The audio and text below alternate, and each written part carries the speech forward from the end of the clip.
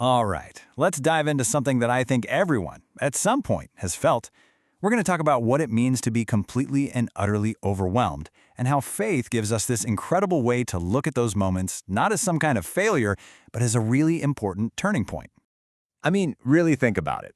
Have you had that moment? You know the one, where the pressure just keeps building, the problems are stacking up, and you honestly feel like you just can't take one more step.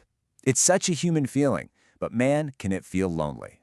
And that's really the heart of it, isn't it? That feeling of impossibility. The thought that this problem, your problem, is the one that's just too big. It's too heavy. It's just too much. It feels like hitting a brick wall.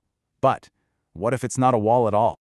Okay, this is where the whole picture starts to shift. Let's look at a foundational promise that completely reframes this entire experience. Think of it like a divine safety net that's always been there. So here's the core idea. From a faith perspective, the very premise that your burden is impossible is, well, impossible.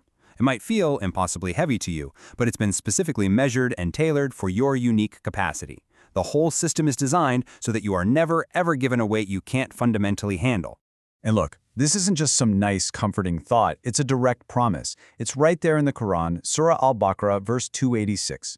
This verse basically establishes a divine law of physics. Your burden and your capacity are always in perfect symmetry. So if the burden feels unbearable, it means something else is going on. Which, of course, leads to the next big question.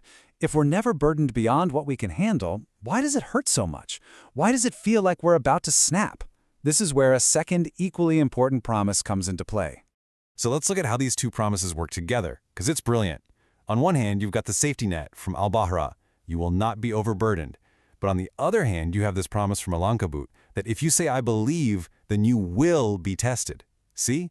They're not contradictions. They're two parts of the same incredible system. And this is so important to get. Feeling sad, struggling, feeling like you're failing, that doesn't mean the promise is broken or that you're being punished. It just means the test has started. This whole framework means God isn't making a mistake, and you're not being blamed for finding it hard. Difficulty is a feature, not a bug, in this journey of faith. So this brings us to the real heart of it all.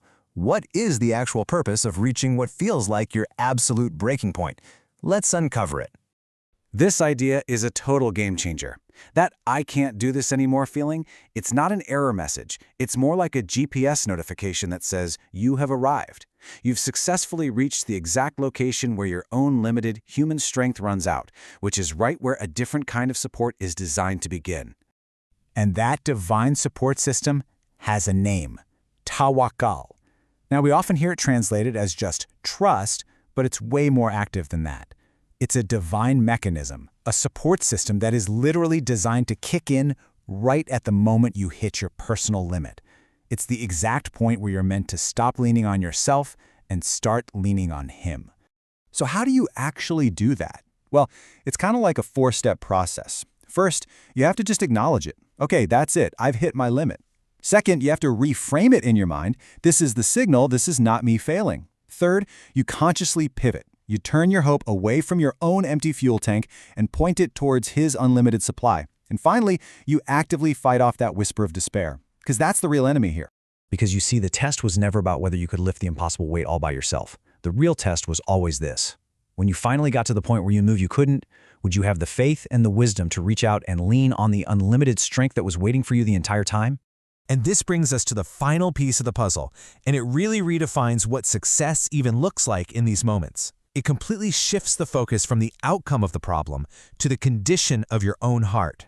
So often we get caught up in the result, right? Did I solve the problem? Did things work out? But in this divine equation, that's not actually the main point.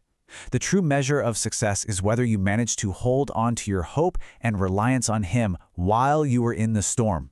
The real question is, did you pass the test of tawakkul? And I mean, it doesn't get any clearer than this verse from Surah Az-Zumar. It's a direct command. The one thing you are absolutely explicitly told not to do is to despair of His mercy.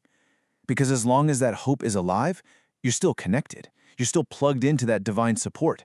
You haven't really been defeated. So let's just quickly recap the big ideas here. First, your burden is tailor-made for you. It's never more than you can handle.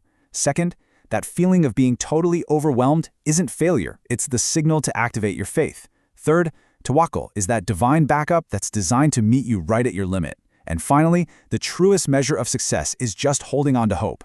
This really leaves us with a powerful new way to look at our struggles. So the next time you feel that breaking point coming, the question to ask yourself is no longer, am I strong enough for this? The real question is, have I started to lean on Him yet? It's all about remembering and then activating that divine strength that was designed to meet you, right there at the edge.